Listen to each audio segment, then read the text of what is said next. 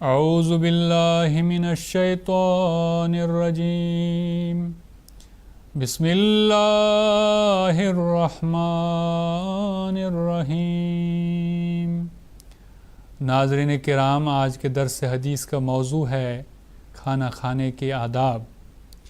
ہمارے نبی صلی اللہ علیہ وسلم نے ایک لڑکے کو جو آپ صلی اللہ علیہ وسلم کے گھر میں رہتا تھا اور آپ کے ساتھ کھانا کھا رہا تھا، ارشاد فرمایا، یا غلام سم اللہ وکل بیمینک وکل مما یلیک، کہ اے لڑکے سم اللہ، اللہ کا نام لو، وکل بیمینک، اور اپنے دائیں ہاتھ سے کھاؤ، وکل مما یلیک، اور اپنے سامنے سے کھاؤ۔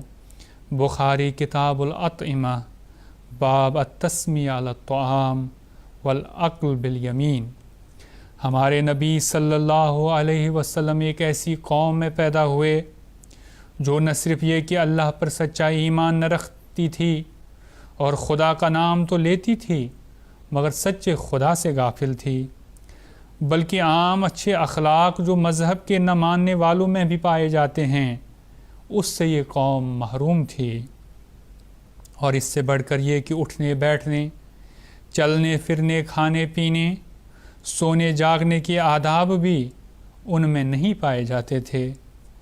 ہمارے نبی صلی اللہ علیہ وسلم اس قوم کو نہ صرف روزمرہ کی زندگی کے آداب سکھاتے چلے گئے بلکہ ان کو اچھے اخلاق کا سبق بھی دیا۔ صبر، شفقت، شجاعت، تعلیم، حلم، ماں باپ کی خدمت اور اطاعت اور رشتہ داروں سے اچھا سلوک، غرض تمام قسم کی اخلاق کی تعلیم دی، اور اس کے اوپر ان کے دلوں میں اپنے خالق و مالک رب کے ساتھ پیار کرنا سکھایا۔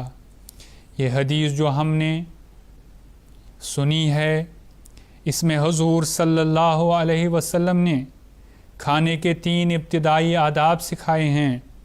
کھانا اللہ تعالیٰ کی ایک نعمت ہے اور بہت بڑی نعمت ہے، اس لیے کھانا اللہ کے نام سے شروع کرنا چاہیے، یعنی بسم اللہ الرحمن الرحیم پڑھنا چاہیے۔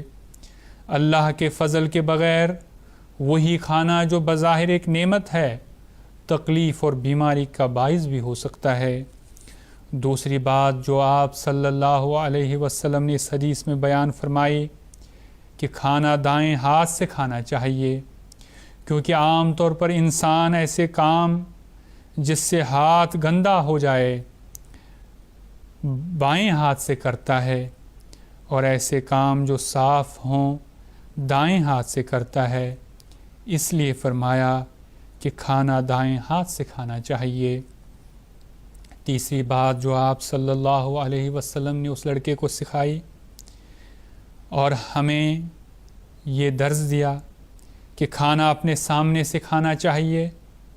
اس طرح کھانا کھانا جس سے پلیٹ یا برتن میں گند یا بے ترتیبی پیدا ہو درست نہیں بلکہ بدتمیزی ہے، دیکھنے والے کو بھی کراہت آتی ہے اور ساتھ کھانے والے کو بھی تکلیف ہوتی ہے۔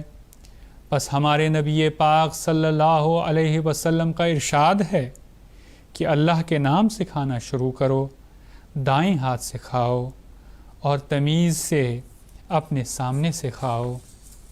حضرت خلیفۃ المسیح الخامس ایدہ اللہ تعالی بنصرہ العزیز فرماتے ہیں، کھانا کھا کر کلی بھی کرنی چاہیے اور ہاتھ بھی دھونے چاہیے، اور اس سے پہلے بھی تاکہ ہاتھ صاف ہو جائیں، اور بعد میں اس لیے کہ سالن کی بو منہ اور ہاتھوں سے نکل جائے۔ آج کل تو مسالے بھی ایسے ڈالے جاتے ہیں کہ کھاتے ہوئے شاید اچھے لگتے ہوں، لیکن اگر اچھی طرح ہاتھ منہ نہ دھویا ہو تو بعد میں دوسروں کے لیے کافی تکلیف دہ ہوتے ہیں۔ پھر آپ صلی اللہ علیہ وسلم نے یہ بھی فرمایا کہ ہاتھ دھو کر دائیں ہاتھ سے کھانا کھانا چاہیے۔ بخاری کتاب الاطعمہ۔